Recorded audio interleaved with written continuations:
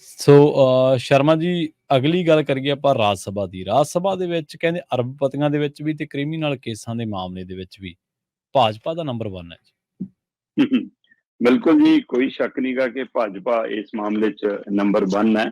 ਕਿਉਂਕਿ ਆਪਾਂ ਪਿਛਲੇ ਦਿਨੀ ਕਿੰਨੀ ਵਾਰ ਕਿੰਨੀਆਂ ਤਰ੍ਹਾਂ ਦੀਆਂ ਰਿਪੋਰਟਾਂ ਤੇ ਸਮੇਂ-ਸਮੇਂ ਚਰਚਾ ਕਰਦੇ ਰਹੇ। ਹਾਂਜੀ। ਇਸ ਵਾਰ ਇੱਕ ਰਾਜ ਸਭਾ ਦੀ ਰਿਪੋਰਟ ਨਿਕਲ ਕੇ ਸਾਹਮਣੇ ਆਈ ਹੈ। ਹੂੰ। ਔਰ ਰਾਜ ਸਭਾ ਦੀ ਰਿਪੋਰਟ ADR ਦੀ ਰਿਪੋਰਟ ਹੈ ਜੀ। ਇਹ ਐਸੋਸੀਏਸ਼ਨ ਫਾਰ ਡੈਮੋਕ੍ਰੈਟਿਕ ਰਿਫਾਰਮਸ, ਹਾਂਜੀ, ਉਹਨਾਂ ਦੀ ਰਿਪੋਰਟ ਹੈ। ਤੇ ਉਹਨਾਂ ਦੀ ਰਿਪੋਰਟ ਦੇ ਹਵਾਲੇ ਨਾਲ ਇਹ ਤੱਥ ਸਾਹਮਣੇ ਆ ਰਹੇ ਨੇ ਕਿ ਰਾਜ ਸਭਾ ਦੇ ਵਿੱਚ 12% ਜਿਹੜੇ ਸੰਸਦ ਮੈਂਬਰ ਨੇ ਉਹ ਅਰਬਪਤੀ ਨੇ। ਜੀ। ਮਤਲਬ ਆਪਣੇ ਪਿੰਡਾਂ 'ਚ ਕਿਸੇ ਸਮੇਂ ਲੱਖਪਤੀ ਹੋਣਾ ਬਹੁਤ ਬੜੀ, ਫਲਾਣਾ ਲੱਖਪਤੀ ਹੋ ਗਿਆ ਭਾਈ, ਹੈ ਨਾ। ਮਤਲਬ ਲੱਖ ਰੁਪਈਆ, 99,000 ਦੇ ਵਿੱਚ ਜੇ 1,000 ਹੋਰ ਜੁੜ ਗਿਆ ਤਾਂ ਲੱਖ ਰੁਪਈਏ ਦੇ ਨਾਲ ਲੱਖਪਤੀ ਹੋ ਗਿਆ। ਤੇ ਪਰ ਅੱਜ ਕੱਲ ਆਪਣੇ ਆਮ ਕਰੋੜਪਤੀ ਹੋਣਾ ਹੁਣ ਆਮ ਗੱਲ ਮੰਨੀ ਜਾਂਦੀ ਹੈ ਭਾਈ। ਅਗਲੇ ਅਸਲ 'ਚ ਕੀ ਹੈ, ਹੁਣ ਚੰਡੀਗੜ੍ਹ 'ਚ ਪ੍ਰਵੀਨ ਜੀ ਇੱਕ ਤਰੀਕਾ ਹੈ, ਮਾਈਆਂ ਬਜ਼ੁਰਗ ਬੰਦੇ ਸ਼ਾਮ ਨੂੰ ਪਾਰਕਾਂ 'ਚ ਸੈਰ ਕਰਦੇ ਹੋਣਗੇ ਤੇ ਸੈਰ ਕਰਦੇ ਗੱਲ ਕਰਨਗੇ। ਸਾਡੀ ਕੋਠੀ ਤਾਂ ਜੀ ਨਾ ਹੁਣ 1.5 ਕਰੋੜ ਦੀ ਹੋ ਗਈ। ਠੀਕ ਹੈ। ਸਾਰੀ ਉਮਰ ਵੇਚਣੀ ਨਹੀਂ ਗੀ, ਰਹਿਣਾ ਉੱਥੇ ਹੀ ਹੈ। ਪਰ ਰੇਟ ਵਧੇ ਤਾਂ ਹੀ ਸਕੂਨ ਹੈ। ਹਾਂਜੀ। ਸੋ ਇਹ 1.5 ਕਰੋੜ 2 ਕਰੋੜ, ਚਲੋ ਇੱਥੇ ਤੱਕ ਕਰੋੜਪਤੀ ਆ ਗਏ, ਫਿਰ ਤੁਸੀਂ ਕਰੋੜਪਤੀ ਹੋ ਗਏ। ਪਰ ਅਰਬਪਤੀ 100 ਕਰੋੜ ਤੋਂ ਉੱਪਰ ਯਾਰ ਉਹਨਾਂ ਲੋਕਾਂ ਦੀ ਜਿਹੜੇ ਕਹਿੰਦੇ ਅਸੀਂ ਸਮਾਜ ਦੀ ਸੇਵਾ ਕਰਨ ਲਈ ਰਾਜਨੀਤੀ ਦਾ ਖੇਤਰ ਚੁਣਿਆ, ਜਿੱਥੋਂ ਕਮਾਈ ਨਹੀਂ ਅਸੀਂ ਕਰਦੇ। ਜੀ। ਤੇ ਇਹ ਉਹ ਰਿਕਾਰਡ ਹੈ 100 ਕਰੋੜ ਦਾ ਜਾਂ ਕਰੋੜਪਤੀ ਹੋਣ ਦਾ, ਜਿਹੜਾ ਬੈਂਕ ਖਾਤਿਆਂ ਰਾਹੀਂ, ਉਹਨਾਂ ਦੀ ਰਿਟਰਨਾਂ ਰਾਹੀਂ, ਜਾਂ ਉਹਨਾਂ ਨੇ ਜਿਹੜੇ ਹਲਫੀਆ ਬਿਆਨ ਦਿੱਤੇ ਨੇ ਮੈਂਬਰੀ ਲੈਣ ਸਮੇਂ ਉਹਨਾਂ ਦੇ ਹਵਾਲੇ ਨਾਲ। ਜਿਹੜੀ 2 ਨੰਬਰੀ ਕਮਾਈ ਹੈ ਉਹਦਾ ਹਿਸਾਬ ਨਹੀਂ। ਜੇ ਉਹਦੇ ਹਿਸਾਬ ਨਾਲ ਲਾਓਗੇ ਤਾਂ ਹੋ ਸਕਦਾ ਜਿਹੜੇ ਵਿਚਾਰੇ ਨਹੀਂ ਆਏ ਕਰੋੜਪਤੀ, ਜੋ ਵੀ ਇਹਦੇ ਵਿੱਚ ਆਉਣ ਫਿਰ। ਜੀ। ADR ਦੀ ਰਿਪੋਰਟ ਕਹਿੰਦੀ ਆ ਕਿ ਰਾਜ ਸਭਾ ਦੇ 12% ਸੰਸਦ ਮੈਂਬਰ ਅਰਬਪਤੀ। ਠੀਕ ਹੈ। ਇਹਨਾਂ ਦੇ ਵਿੱਚੋਂ ਨੰਬਰ 1 ਤੇ ਭਾਜਪਾ ਜੀ, ਤੇ ਨੰਬਰ 2 ਤੇ ਕਾਂਗਰਸ ਹੈ। ਇਹ ਹੈ ਗਿਣਤੀ ਦੇ ਹਿਸਾਬ ਨਾਲ। ਜੇ ਪਰਸੈਂਟੇਜ ਦੇ ਹਿਸਾਬ ਨਾਲ ਦੇਖੋ ਤਾਂ ਕਈ ਥਾਂ ਤੇ ਕਾਂਗਰਸ ਮੂਹਰੇ ਲੰਘ ਜਾਂਦੀ ਹੈ, ਕਿਉਂਕਿ ਉਹਨਾਂ ਦੀ ਮੈਂਬਰਾਂ ਦੀ ਗਿਣਤੀ ਘੱਟ ਹੈ। ਬਿਲਕੁਲ ਰੇਸ਼ੋ ਦੇ ਹਿਸਾਬ ਨਾਲ ਕਾਂਗਰਸ ਮੂਹਰੇ ਹੁੰਦੀ ਹੈ। ਇਹ ਇੱਥੇ ਨਹੀਂ ਰੁਕਿਆ ਮਾਮਲਾ, ਕ੍ਰਿਮੀਨਲ ਕੇਸ ਚੱਲਦੇ ਆ ਜੀ। ਠੀਕ ਹੈ ਜੀ। ਉਹਦੇ ਵਿੱਚ ਵੀ ਬੀਜੇਪੀ ਕਹਿੰਦੀ ਅਸੀਂ ਪਿੱਛੇ ਗਏ, ਉਹਦੇ ਵੀ ਹੁਣ ਸਰਕਾਰ ਸਾਡੀ, ਕਬਜ਼ਾ ਸਾਡਾ, ਦਬਦਬਾ ਸਾਡਾ, ਤਾਂ ਫਿਰ ਅਸੀਂ ਹਰ ਪਾਸੇ ਮੂਹਰੇ ਚਾਹੀਦੇ ਹਾਂ। ਸੋ ਰਾਜ ਸਭਾ ਦੇ ਅੰਦਰ ਆਪਾਂ ਇੱਕ ਵਾਰ ਲੋਕ ਸਭਾ ਦੀ ਪੂਰੀ ਚਰਚਾ ਕੀਤੀ ਸੀ, ਅੱਜ ਆਪਾਂ ਰਾਜ ਸਭਾ ਦੀ ਰਿਪੋਰਟ ਦੇ ਵੱਲ ਨਾਲ ਗੱਲ ਕਰਾਂਗੇ ਕਿ ਅੱਜ ਰਾਜ ਸਭਾ ਦੇ ਅੰਦਰ ਭਾਜਪਾ ਅਰਬਪਤੀਆਂ 'ਚ ਵੀ ਨੰਬਰ 1 ਹੈ, ਭਾਜਪਾ ਕ੍ਰਿਮੀਨਲ ਕੇਸਾਂ ਵਾਲੇ ਮਾਮਲਿਆਂ 'ਚ ਵੀ ਨੰਬਰ 1 ਹੈ। ਲਓ ਜੀ, ਰਿਕਾਰਡ ਕਹਿੰਦਾ ਕਿ ਰਾਜ ਸਭਾ ਦੇ ਵਿੱਚ ਇਸ ਸਮੇਂ 225 ਮੈਂਬਰ ਨੇ, ਜਿਨ੍ਹਾਂ ਚੋਂ 27 ਮੈਂਬਰ ਅਰਬਪਤੀ ਨੇ। ਠੀਕ ਹੈ। ਤੇ 27 ਦਾ ਮਤਲਬ 12% ਮੈਂਬਰ ਅਰਬਪਤੀ ਨੇ। ਇਹ ਸਿਰਫ ਉਹਨਾਂ ਦੇ ਹਲਫੀਆ ਦਸਤਨਾਮਿਆਂ ਦੇ ਹਵਾਲੇ ਨਾਲ ਇਹ ਰਿਪੋਰਟ ਹੈ। ਇਹ 1 ਨੰਬਰੀ ਰਿਪੋਰਟ ਹੈ, ਮਤਲਬ, ਹੈ ਨਾ। ਜੀ। ਇਹਦੇ ਹਿਸਾਬ ਨਾਲ ADR ਦੀ ਰਿਪੋਰਟ ਕਹਿੰਦੀ ਹੈ ਕਿ 225 ਚੋਂ 85 ਭਾਜਪਾ ਦੇ ਨੇ ਜੀ ਰਾਜ ਸਭਾ 'ਚ। ਠੀਕ ਹੈ। ਤੇ 85 ਚੋਂ 6 ਇਹਨਾਂ ਦੇ 1 ਨੰਬਰ 'ਚ ਅਰਬਪਤੀ ਨੇ। ਤੇ ਜੇ 6 ਅਰਬਪਤੀ ਨੇ ਤਾਂ 7% ਬਣ ਗਿਆ ਇਹ। ਹੁਣ ਗਿਣਤੀ ਦੇ ਹਿਸਾਬ ਨਾਲ ਇਹ ਵੱਧ ਨੇ ਕਾਂਗਰਸ ਤੋਂ, ਕਿਉਂਕਿ ਕਾਂਗਰਸ ਦੇ ਸਿਰਫ 5 ਅਰਬਪਤੀ ਨੇ, ਇਹਨਾਂ ਦਾ 1 ਵੱਧ ਹੈ, 6 ਨੇ ਸਿਰਫ, 1 ਨੰਬਰ 'ਚ ਨੇ।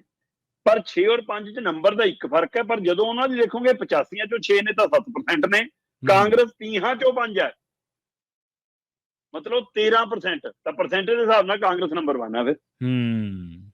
ਫਿਰ ਕਾਂਗਰਸ ਬਾਜੀ ਮਾਰਦੀ ਹੈ ਕਿ ਜੇ ਉਹਨਾਂ ਦੇ ਵੱਧ ਹੁੰਦੇ ਤਾਂ ਸ਼ਾਇਦ ਹੋਰ ਵੱਧ ਹੋ ਜਾਂਦੇ। ਚਲੋ, ਪਰ ਐ ਨਹੀਂਗਾ ਕਿ ਇਕੱਲੇ ਉਹੀ ਨੇ। YSR ਦੇ 9 ਮੈਂਬਰ ਨੇ ਜੀ, 9 ਚੋਂ 4 ਉਹਨਾਂ ਦੇ ਅਰਬਪਤੀ ਨੇ ਜੀ।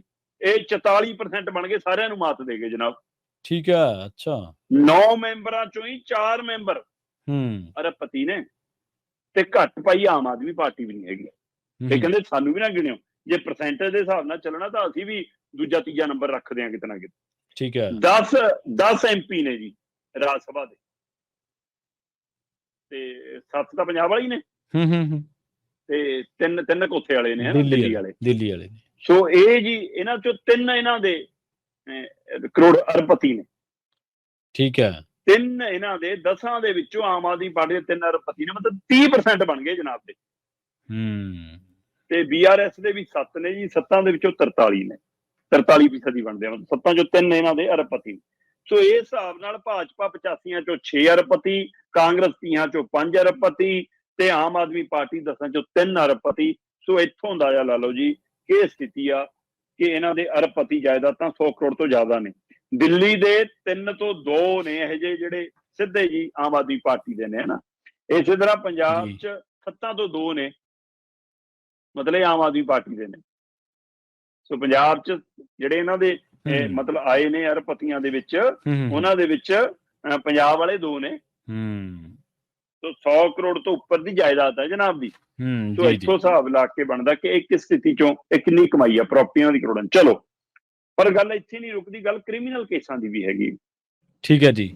ਲੰਮਾ ਸਮਾਂ ਇਹ ਸਵਾਲ ਉੱਠਦਾ ਰਿਹਾ ਕਿ ਸਰਕਾਰਾਂ ਦੇ ਲਈ ਜਾਂ ਇਹਦੇ ਲਈ ਕੋਈ ਕਾਨੂੰਨ ਉੱਥੇ ਤੱਕ ਕਿਉਂ ਨਹੀਂ ਆਉਂਦਾ ਕਿ ਭਾਈ ਜਦੋਂ ਤੁਸੀਂ ਅਪਰਾਧਿਕ ਮਾਮਲਿਆਂ ਦਾ ਸਾਹਮਣਾ ਕਰਦੇ ਹੋ, ਛੇੜਖਾਨੀ ਦੇ ਮਾਮਲਿਆਂ ਦਾ ਸਾਹਮਣਾ ਕਰਦੇ ਹੋ, ਇੱਥੋਂ ਤੱਕ ਕਿ ਕਤਲ ਤੱਕ ਦੇ ਮਾਮਲੇ ਦਾ ਸਾਹਮਣਾ ਕਰਦੇ ਹੋ, ਅਜੇ ਸਜ਼ਾ ਨਹੀਂ ਹੋਈ ਜੀ, ਅਜੇ ਦੋਸ਼ੀ ਕਰਾਰ ਨਹੀਂ। ਤੇ ਜਦੋਂ ਪਰਚਾ ਦਰਜ ਹੁੰਦਾ, ਅੱਜ ਕੱਲ੍ਹ ਪਰਚਾ ਦਰਜ ਇਨਕੁਆਇਰੀ ਤੋਂ ਬਾਅਦ ਹੁੰਦਾ। ਘੱਟੋ ਘੱਟ ਜਦੋਂ ਤੱਕ ਤੁਸੀਂ ਫਿਰ ਬੇਦਾਗ ਵੀ ਤਾਂ ਨਹੀਂ ਹੈਗੇ ਨਾ, ਅਜੇ ਦਾਗੀ ਹੋ।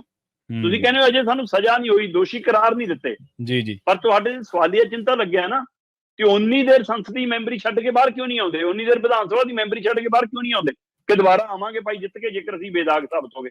ਹਾਂਜੀ, ਪਰ ਨਹੀਂ। ਆ ਲਓ ਜੀ, ਕ੍ਰਿਮੀਨਲ ਕੇਸਾਂ ਦੇ ਵਿੱਚ ਵੀ ਬਾਜੀ ਮਾਰਦੀ ਨਜ਼ਰ ਆ ਰਹੀ ਹੈ ਜੀ ਭਾਜਪਾ।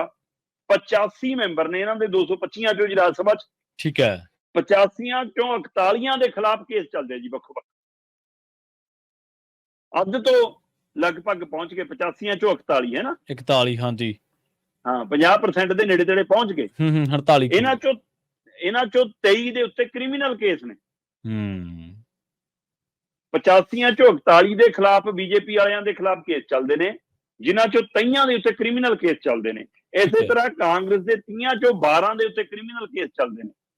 ਇਸੇ ਤਰ੍ਹਾਂ ਆਮ ਆਦਮੀ ਪਾਰਟੀ ਦੇ 10 ਚੋਂ 3 ਦੇ ਉੱਤੇ ਕ੍ਰਿਮੀਨਲ ਕੇਸ ਚੱਲਦੇ ਨੇ। ਇਹ ਤਾਂ ਨਵੇਂ ਸੀ ਬਦਲਾਅ ਵਾਲੇ, ਇਹ ਤਾਂ ਬੜੇ ਇਮਾਨਦਾਰੀ ਵਾਲੇ ਸੀ, ਹਾਂ ਬਿਲਕੁਲ ਸੱਚੇ ਸੁੱਚੇ ਸੀ ਜੀ ਜੀ ਜੀ ਜੀ। ਤੇ ਪਹਿਲੇ ਤਾਂ ਹੈ ਹੀ ਇਹੋ ਜਿਹੇ ਨੇ, ਲੋਕਾਂ ਨੇ ਨਕਾਰਤੀ ਕਾਂਗਰਸ ਜਾਂ ਭਾਜਪਾ ਤੇ ਵੀ ਹੁਣ ਸਵਾਲ ਉੱਠਦੇ ਨੇ ਕਿ ਉਹ ਤਾਂ ਦੰਗੇ ਫਸਾਦਾਂ ਦੀ ਰਾਜਨੀਤੀ ਕਰਦੀ ਹੈ ਜੀ, ਲੜਾਉਣ ਦੀ ਰਾਜਨੀਤੀ ਕਰਦੀ ਹੈ, ਧਰਮ ਦੀ ਰਾਜਨੀਤੀ ਕਰਦੀ ਹੈ। ਪਰ ਆਹ ਤਾਂ ਕਹਿੰਦੇ ਜੀ ਨਾ ਸਾਡਾ ਧਰਮ ਨਾਲ ਵਾਸਤਾ, ਨਾ ਫਿਰਕੇ ਨਾਲ ਵਾਸਤਾ, ਅਸੀਂ ਤਾਂ ਜੀ ਸੇਵਾ ਵਾਲੇ ਹਾਂ ਸਰ। ਹਾਂਜੀ, ਬਦਲਣਾ ਯਾਰ। ਤੇ ਆਮ ਆਦਮੀ ਪਾਰਟੀ ਦੇ ਵੀ 10 ਚੋਂ 3 ਕ੍ਰਿਮੀਨਲ ਕੇਸਾਂ ਸਾਹਮਣਾ ਕਰਦੇ ਆ ਜਨਾਬ। ਹੋਰ ਛੱਡੋ, ਰਾਜ ਸਭਾ ਦੇ ਵਿੱਚ ਜਿਹੜੀ ਮੁੱਖ ਔਸਤ ਬਣਦੀ ਆ ਮਤਲਬ ਪ੍ਰਾਪਰਟੀ ਦੀ, ਜਾਇਦਾਦ ਦੀ, ਹੈ ਨਾ, ਉਹ 81 ਕਰੋੜ ਪ੍ਰਤੀ ਮੈਂਬਰ ਬਣਦੀ ਆ ਜੀ ਜੀ। ਤੇ ਘੱਟ ਦੂਜੇ ਵੀ ਨਹੀਂ, ਨੇੜੇ ਤੇੜੇ ਹੀ ਨੇ, ਉਹ ਕਾਗਜ਼ਾਂ 'ਚ ਕਰੋੜਾਂਪਤੀ ਜੋ ਬਚਾ ਲਏ ਉਹਨੇ ਮਾਰੇ ਮੋਟੇ, ਇਹ ਵੀ ਤਾਂ ਮੋਟੇ ਰੱਖੇ ਹੁੰਦੇ ਨੇ ਨਾ ਫੀਸਾਂ ਦੇ ਕੇ। ਸੋ ਇਸ ਲਈ ਰਾਜ ਸਭਾ ਦੇ ਔਸਤ ਜਿਹੜੇ ਪ੍ਰਤੀ ਮੈਂਬਰਾਂ ਦੀ 225 ਦੇ ਹਿਸਾਬ ਨਾਲ ਜਿਹੜੀ ਔਸਤ ਨਿਕਲੀ ਆ, ਉਹ 80.93 ਕਰੋੜ, ਲਗਭਗ 81 ਕਰੋੜ ਹਰ ਬੰਦੇ ਦੀ ਔਸਤ ਬਣਦੀ ਆ। ਪਰ ਇੱਧਰ ਕ੍ਰਿਮੀਨਲ ਵਾਲੇ ਮਾਮਲਿਆਂ ਦੇ ਵਿੱਚ ਵੀ 225 ਚੋਂ 75 ਦੇ ਖਿਲਾਫ ਕ੍ਰਿਮੀਨਲ ਕੇਸ ਚੱਲਦੇ ਨੇ ਤੇ 33% ਬਣਦੇ ਨੇ ਜੀ। ਮਤਲਬ ਇਹਦਾ ਮਤਲਬ ਤਾਂ 33% ਵਾਲਾ ਪਾਸ ਹੁੰਦਾ ਆਪਣੇ ਜੀ ਜੀ, ਤੇ ਇੱਥੇ 75% ਜੇਕਰ 75 ਜਣੇ ਨੇ 225 ਚੋਂ ਤਾਂ 33% ਬਣ ਗਏ ਤੇ ਇਹਦਾ ਮਤਲਬ ਸਾਰੀ ਰਾਜ ਸਭਾ ਪਾਸ ਹੋ ਗਈ ਕ੍ਰਿਮੀਨਲ ਕੇਸਾਂ 'ਚ। ਜੇ ਫਿਰ ਔਸਤ ਨਿਕਲੇ ਹੀ ਨਾ ਇਸ ਤਰ੍ਹਾਂ ਦੀ ਕ੍ਰਿਮੀਨਲ ਕੇਸਾਂ ਵਾਲੀ, ਕਿਆ ਹੈ ਜੀ। 41 ਮੈਂਬਰ ਨੇ ਜਿਹੜੇ 18% ਬਣਦੇ ਨੇ 225 ਚੋਂ। 41 ਮੈਂਬਰ ਇਹੋ ਜਿਹੇ ਨੇ ਟੋਟਲ ਸਾਰੀ ਰਾਜ ਸਭਾ ਚੋਂ ਜਿਨ੍ਹਾਂ ਤੇ ਬਹੁਤ ਗੰਭੀਰ ਅਪਰਾਧਿਕ ਮਾਮਲੇ ਚੱਲਦੇ ਆ ਜੀ ਜੀ। 2 ਮੈਂਬਰ ਇਹੋ ਜਿਹੇ ਨੇ 225 ਚੋਂ ਜਿਨ੍ਹਾਂ ਦੇ ਉੱਤੇ ਧਾਰਾ 302 ਦੇ ਤਹਿਤ ਮਾਮਲੇ ਚੱਲਦੇ ਆ। ਮਤਲਬ ਕਤਲ ਦੀ ਧਾਰਾ ਤੱਕ, ਕਤਲ ਦਾ ਮਾਮਲਾ ਚੱਲਦਾ ਜਿਨ੍ਹਾਂ ਤੇ 2 ਮੈਂਬਰ ਇਹੋ ਜਿਹੇ ਨੇ। ਹੋਰ ਛੱਡੋ, 4 ਦੇ ਖਿਲਾਫ ਇਹਨਾਂ ਦੇ ਵਿੱਚੋਂ ਬੀਬੀਆਂ ਨਾਲ ਛੇੜਖਾਨੀ ਦੇ, ਸ਼ੋਸ਼ਣ ਦੇ, ਉਹ ਦੋਸ਼ ਵਾਲੇ ਮਾਮਲੇ ਚੱਲਦੇ ਆ। 4 ਮੈਂਬਰ ਇਹੋ ਜਿਹੇ ਨੇ। ਸੋ ਇੱਥੇ ਜੀ ਆਹ ਸਥਿਤੀ ਰਾਜ ਸਭਾ ਦੀ ADR ਦੀ ਰੁਕਦੀ ਆ ਕਿ ਭਾਈ ਸਾਡੇ ਰਾਜਨੀਤਿਕ ਲੋਕਾਂ ਦਾ ਚਿਹਰਾ ਮੋਹਰਾ ਕਿਰਦਾਰ ਕਿਹੋ ਜਿਹਾ ਕਿ ਅਰਬਪਤੀਆਂ 'ਚ ਵੀ ਅਸੀਂ ਨੰਬਰ 1 ਆ ਤੇ ਅਸੀਂ ਕ੍ਰਿਮੀਨਲ ਕੇਸਾਂ 'ਚ ਵੀ ਨੰਬਰ 1 ਆ, ਤੇ ਪਰ ਅਸੀਂ ਆਏ ਹਾਂ ਜੀ ਦੇਸ਼ ਨੂੰ ਜੋੜਨ ਦੇ ਲਈ, ਦੇਸ਼ ਨੂੰ ਵਿਕਾਸ ਕਰਨ ਦੇ ਲਈ, ਆਹ ਚਿਹਰੇ ਲਈ। ਜੀ ਜੀ। ਇੱਕ ਤੁਹਾਡੇ ਵਾਲੀ ਗੱਲ ਉਹ ਵੀ ਬਿਲਕੁਲ ਢੁਕਦੀ ਹੈ ਕਿ ਜੇਕਰ ਏਡੇ ਆਪਣੇ ਆਪ ਤੇ ਸਵੈਮਾਨ ਕਰਦੇ ਨੇ ਜਾਂ ਆਪਣੇ ਆਪ ਨੂੰ ਚੈਲੰਜ ਲੈਂਦੇ ਨੇ ਤਾਂ ਦੁਬਾਰਾ ਜਿੱਤ ਕੇ ਆਉਣ, ਜੇ ਵਾਕਈ ਇਹ ਪਾਕ ਸਾਫ਼ ਨੇ ਤਾਂ। ਪਰ ਉਹ ਏਡਾ ਮਾਇਨਾ ਨਹੀਂ ਹੈ। ਤੁਹਾਡੇ ਸਾਹਮਣੇ ਅਸ਼ੀਸ਼ ਮਿਸ਼ਰਾ, ਬ੍ਰਿਜ ਭੂਸ਼ਣ ਸ਼ਰਨ ਸਿੰਘ ਵਰਗਿਆਂ ਦੀਆਂ ਹਜ਼ਾਰਾਂ ਤੁਹਾਨੂੰ ਇਹੋ ਜਿਹੀਆਂ ਮਿਸਾਲਾਂ ਮਿਲ ਜਾਣਗੀਆਂ ਜਿੱਥੇ ਕਿਸੇ ਵੀ ਰਾਜਨੇਤਾ ਨੇ ਇਖਲਾਕੀ ਤੌਰ ਤੇ ਕਦੇ ਮਤਲਬ ਆਪਣੇ ਨੈਤਿਕ ਤੌਰ ਤੇ ਇਹਨਾਂ ਚੀਜ਼ਾਂ ਦੀ ਜ਼ਿੰਮੇਵਾਰੀ ਨਹੀਂ ਲਈ।